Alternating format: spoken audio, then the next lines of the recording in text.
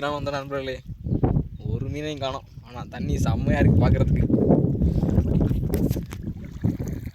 டிரான்ஸ்பரண்டர் இப்படி கலர்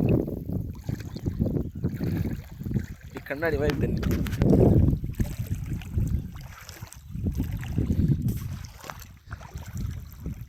இந்த லேக்கு வந்து தஞ்சாவூர் மாவட்டத்துக்கும் புதுக்கோட்டை மாவட்டத்துக்கும் கரெக்டாக சென்ட்ரல் எல்லையில் இருக்குது. ஆவணம்